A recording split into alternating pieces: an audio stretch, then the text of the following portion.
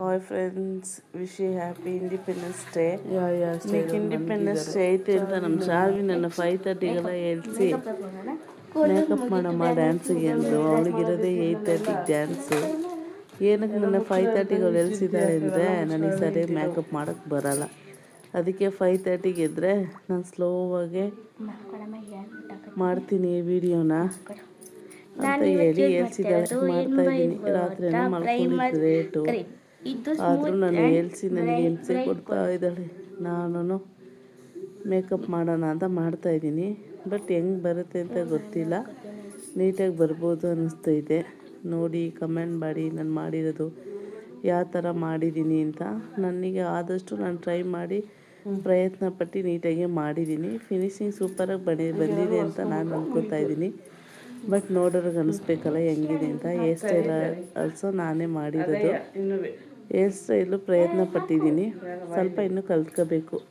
ನನ್ನ ಮಗಳಿಗೋಸ್ಕರ hair style mehndi ಎಲ್ಲನೂ ಇನ್ನೂ ಸ್ವಲ್ಪ ಕಲ್ತ್ಕೊಂಡಿದ್ದಿ. ಬಟ್ ನೀಟಾಗಿ ಫುಲ್ಲು ಬರೋಲ್ಲ. ಏನೋ ಸ್ವಲ್ಪ ಮಾಡ್ತೀನಿ ಅಂದರೆ ಅಂತ ಮಾಡ್ತಾ ಇದ್ದೀನಿ. ಹೇಳ್ತಾಳಮ್ಮ ಚೆನ್ನಾಗಿ ಮಾಡಮ್ಮ ಅಂತ ಹೇಳ್ತಾ ಇದ್ದಾಳೆ. ಮಾಡಿದ್ದೀನಿ. ನೋಡಿ ಕಮೆಂಟ್ ಮಾಡಿ ಯಾವ ಥರ ಬಂದಿದೆ ಅಂತ. ನನಗೂ ನನ್ನದು ಕಮೆಂಟ್ ಮಾಡಿ. ಯಾರೋ ಒಬ್ಬರು ಮಾಡಿರ್ತಾರೆ. ನೀವು ಚೆನ್ನಾಗಿ ಬಂದಿದೆ ಇಲ್ಲ ಅಂದರೆ ನೆಕ್ಸ್ಟ್ ಟೈಮ್ ಇನ್ನೊಂದು ಸ್ವಲ್ಪ ಟ್ರೈ ಮಾಡಬೇಕು ನೆಕ್ಸ್ಟ್ ಟೈಮು.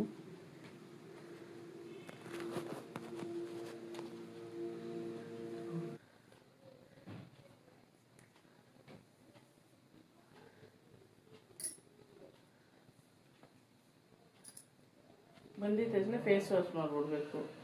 ಅವಾಗ ಸರಿ ಆಯ್ತದೆ.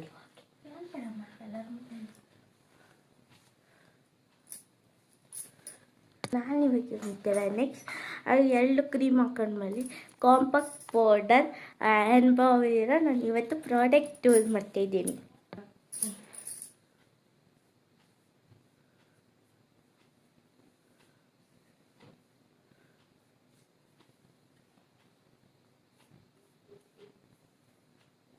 ಆಯ್ತು ಚೆನ್ನಾ